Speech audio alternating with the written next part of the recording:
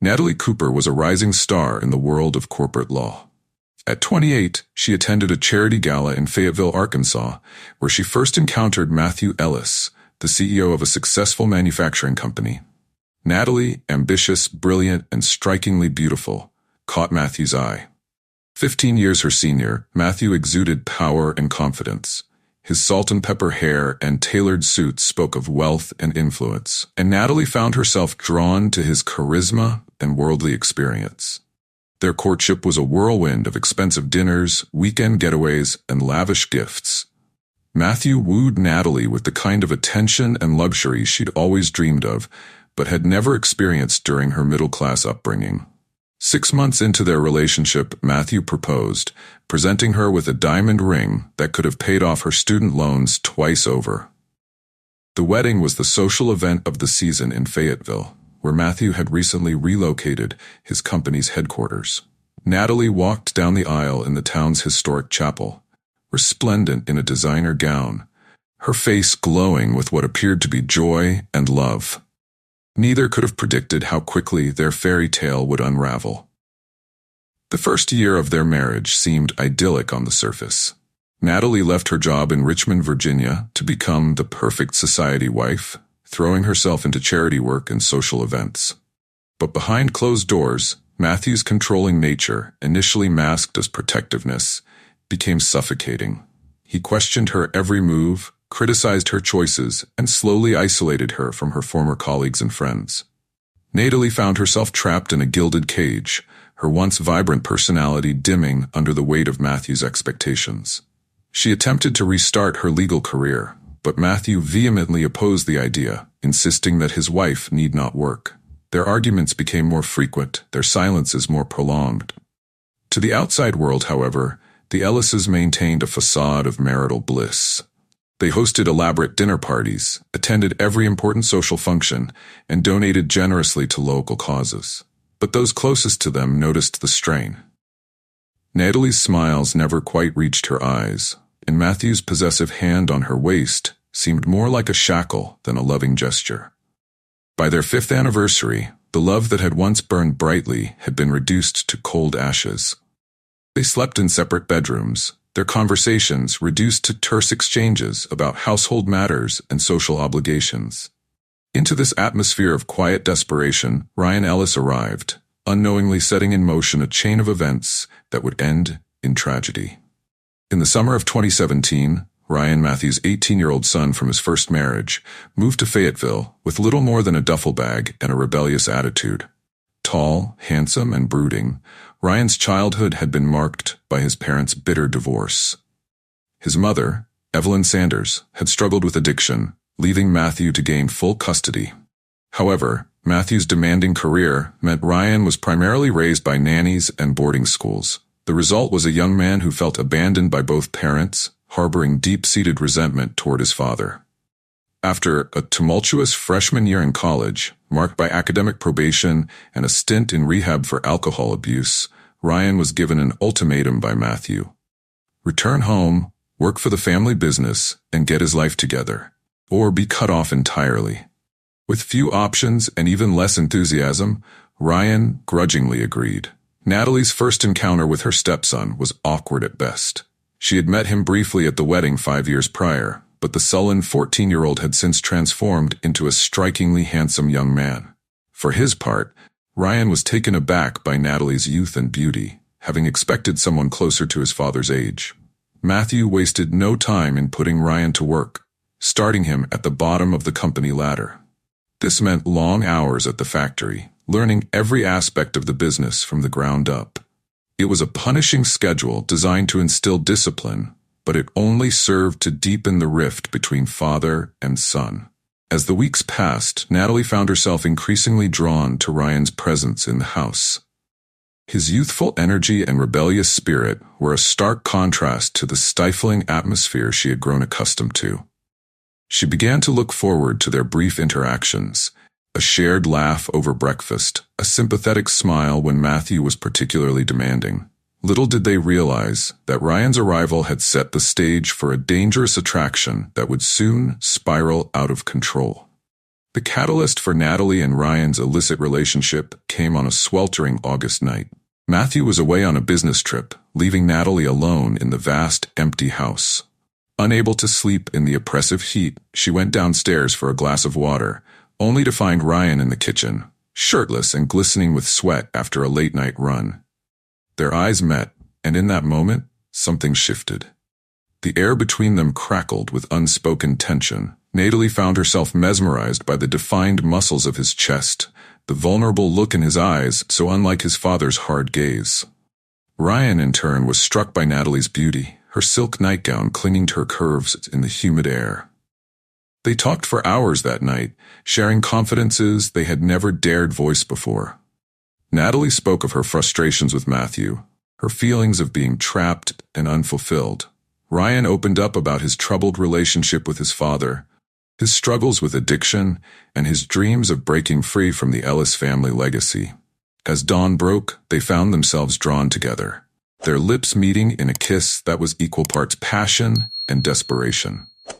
It was a moment of weakness that would have far-reaching consequences. In the days that followed, Natalie and Ryan tried to forget what had happened, to chalk it up to a moment of madness. But the attraction between them had been unleashed, and it proved impossible to ignore. Stolen glances across the dinner table, lingering touches as they passed in the hallway, every interaction was charged with forbidden desire. Their first real tryst occurred 2 weeks later. Matthew had fallen asleep early, as he often did after drinking too much scotch. Natalie slipped out of their bedroom and made her way to the pool house, where Ryan had taken up residence. Under the cover of darkness, they gave in to their passion, aware of the enormous risk they were taking. As the affair deepened, so did their emotional connection. Natalie rediscovered parts of herself she thought long buried, her wit, her adventurous spirit, her capacity for joy. Ryan, for his part, found in Natalie the love and acceptance he had always craved. They began to imagine a future together, away from Matthew's controlling influence and the suffocating expectations of society. But reality had a way of intruding on their fantasies. The guilt weighed heavily on both of them, particularly Natalie. She was acutely aware of the betrayal, not just of her marriage vows, but of the trust Matthew had placed in her as a stepmother to his son.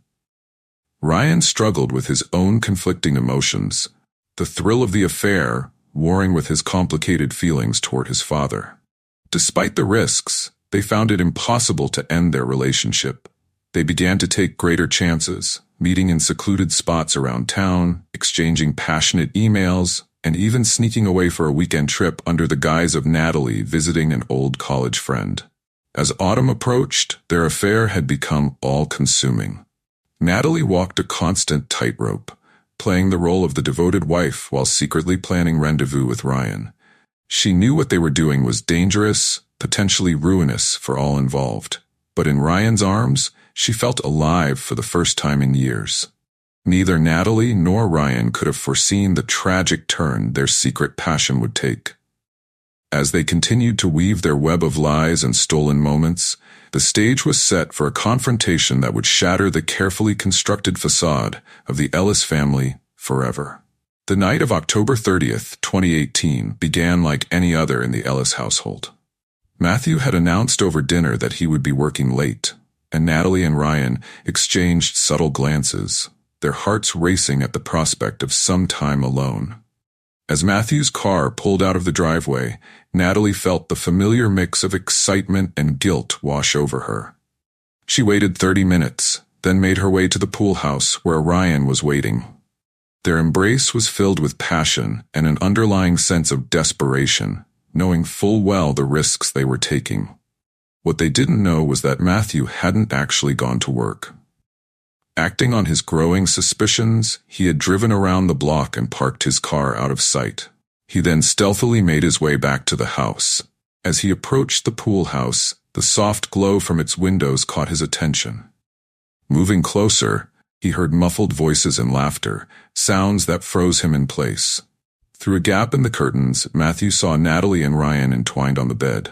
The sight of his wife with his son shattered his world. For a moment, Matthew stood frozen, his mind unable to process the scene. Then rage took over. He burst through the door, startling both Natalie and Ryan. Natalie screamed as Ryan jumped to his feet. What followed was a blur of violence and chaos. Matthew lunged at Ryan, his fists landing on his son's face and body with brutal force. Natalie tried to intervene but was shoved aside, crashing into a glass table, shards cutting into her skin. The commotion drew the attention of a neighbor who called 911 to report the sounds of a violent altercation. But by the time police sirens could be heard in the distance, the confrontation had already reached its tragic climax. In the chaotic struggle, Matthew grabbed a heavy ashtray from the table and swung it at Ryan. The blow landed with a sickening crack, and Ryan crumpled to the floor, blood pooling rapidly around his head. The sight of Ryan lying still on the ground seemed to snap Matthew out of his rage. He staggered backward, the bloody ashtray slipping from his grasp. Natalie, ignoring her own injuries, rushed to Ryan's side, desperately trying to stop the bleeding.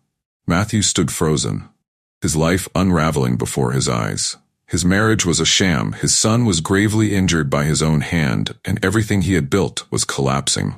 In a final act of despair, Matthew retreated to his study, where he kept a handgun locked away.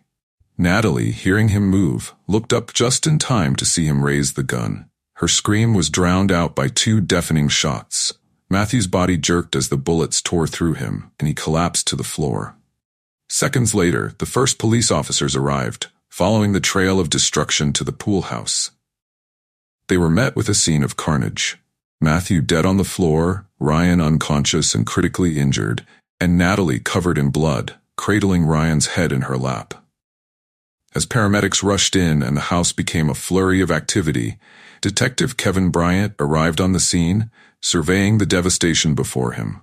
He immediately knew that unraveling the events of this night would be one of the most challenging cases of his career.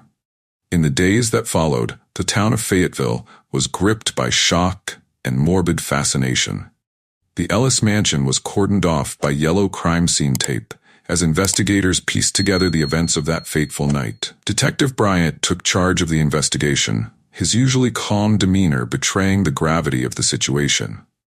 His first order of business was to interview Natalie, the only conscious witness to the crime. Natalie sat in the sterile interrogation room at the police station, her haunted eyes rimmed with dark circles. Her account of the night's events was disjointed and emotional. She admitted to the affair with Ryan, describing how their relationship had developed over the summer. She recounted Matthew's violent reaction upon discovering them together and his subsequent suicide. Throughout her statement, Natalie's concerns seemed focused primarily on Ryan's condition, barely acknowledging her husband's death. Meanwhile, forensics teams combed through the Ellis home, collecting evidence that would either corroborate or contradict Natalie's story. They discovered a journal in Matthew's study, its final entries revealing his growing suspicions and the toll they had taken on his mental state. Emails and text messages retrieved from the family's devices painted a picture of a household fraught with tension and secret communications. Ryan, meanwhile, lay in a coma in the ICU of Washington Regional Medical Center. Doctors were uncertain if he would ever regain consciousness, and if he did, what information he might provide about that night. Natalie spent every possible moment by his bedside, her vigil raising eyebrows among hospital staff and fueling further gossip in town. As the investigation progressed, Detective Bryant found himself grappling with inconsistencies in the evidence. The angle of Matthew's gunshot wounds didn't quite match Natalie's description of events. Trace evidence suggested that the crime scene might have been altered before police arrived. And then there was the matter of Matthew's multi-million-dollar life insurance policy, which named Natalie as the sole beneficiary. With each new piece of evidence, Bryant felt as though he was moving further from the truth, not closer to it. He couldn't shake the feeling that there was more to this story, darker secrets yet to be uncovered beneath the surface of this seemingly perfect family. A breakthrough came when Ryan finally regained consciousness. His statement, given in halting words between bouts of pain and confusion, differed significantly from Natalie's account. Ryan claimed that the affair wasn't just a passionate escape, but part of a larger plan. According to Ryan, it was Natalie who had suggested they get rid of Matthew, staging his death as a suicide so they could claim the life insurance money and start a new life together. Ryan's revelation sent shockwaves through the investigation. Detective Bryant ordered a more thorough forensic analysis of the crime scene, which uncovered traces of a powerful sedative in a glass found in Matthew's study. Toxicology reports confirmed the presence of the same drug in Matthew's system. Most shockingly, further investigation revealed that Matthew had been linked to the suspicious death of his first wife, previously ruled as an accidental overdose. Bryant's theory began to take shape. Natalie, trapped in an unhappy marriage, had seduced Ryan as part of a calculated plan to eliminate Matthew. She manipulated the young man's resentment toward his father, convincing him that killing Matthew was not only for their love, but an act of justice. Their plan had been to drug Matthew and stage his suicide. But something went wrong. Whether Matthew woke up earlier than expected or the dosage had been miscalculated, the result was chaos. As Bryant pieced together the narrative, the tragedy of the situation became clear. Ryan, a young man damaged by years of neglect and manipulation, had been drawn into a web of deceit by the very person he thought would save him. Natalie, though undoubtedly a victim of Matthew's controlling behavior, had chosen a path of deception and violence that spiraled out of control. The truth, Bryant realized, was far more complex than any simple narrative of a love affair gone wrong. It was a story of generational trauma, abuse of power, and the desperate lengths people go to escape their circumstances. The trial that followed captivated Fayetteville and beyond. Prosecutors painted Natalie as a cold, calculating woman who had seduced her stepson and manipulated him into helping her murder her husband. The defense, however, argued that Natalie was a victim of years of emotional abuse and that her actions were desperate attempts to escape a controlling, violent man. Ryan's testimony became the focal point of the trial, with the defense arguing that his memories were unreliable due to his head injury and the trauma of the night. The most dramatic moment came when Natalie herself took the stand. Her testimony was a mix of tearful remorse and steely determination. She admitted to the affair, but maintained that Matthew's death had been unplanned, a result of his violent attack. The jury, however, wasn't convinced. In the end, Natalie was sentenced to life in prison without the possibility of parole. The town of Fayetteville, once enchanted by the glamorous Ellis family, was left to grapple with the dark truths hidden behind their wealth and charm.